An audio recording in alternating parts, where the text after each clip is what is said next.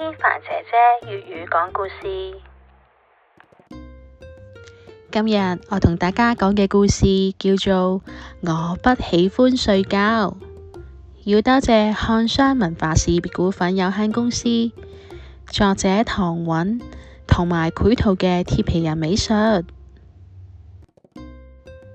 小王子嘅生日就嚟到啦，佢好想知道爹哋媽咪會送啲乜嘢禮物俾佢。佢希望會係機動戰士啊，或者係小狗吉米。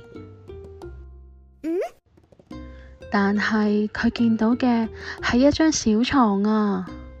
媽咪話佢大個仔啦，係時候要一個人瞓覺啦。因為小王子覺得好驚啊，佢好驚一合埋眼，大野狼外婆就會出現。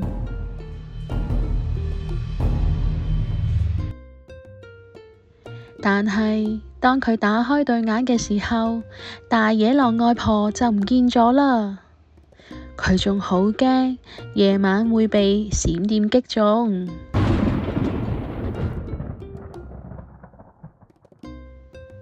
但係早上起身嗰陣，佢見到窗台上嘅鮮花仲係同琴晚一樣咁靚。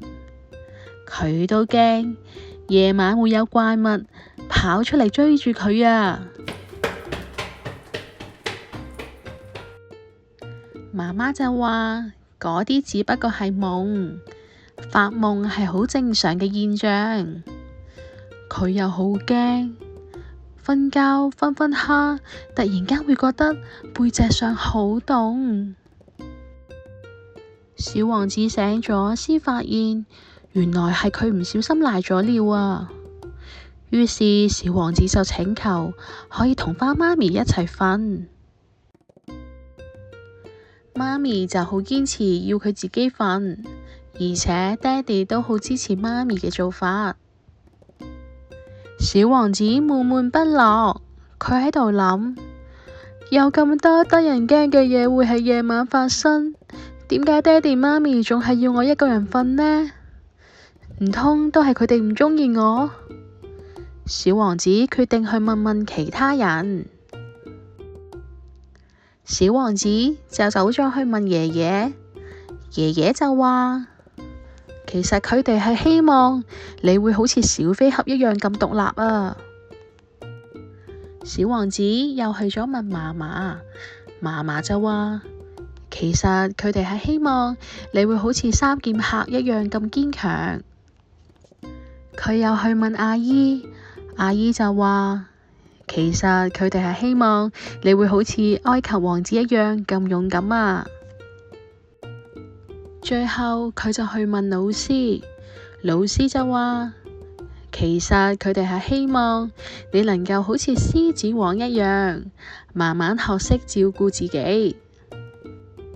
聽完大家嘅意見，小王子覺得能夠似小飛俠、三劍客、埃及王子、獅子王咁樣，聽起身都唔錯喎。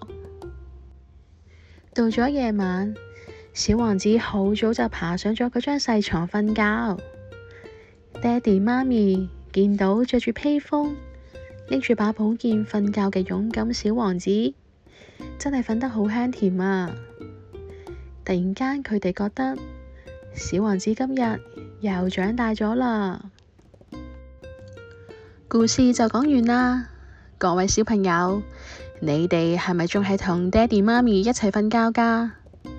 睇完呢個故事，你哋又會唔會好似小王子一樣咁勇敢，自己一個瞓覺啊？其實一個人瞓覺係每個人必須經歷嘅成長過程，你哋應該都要學識獨立、堅強、勇敢，同埋識得照顧自己。多謝你哋收睇我伊凡姐姐講故事，下一個故事再見啦！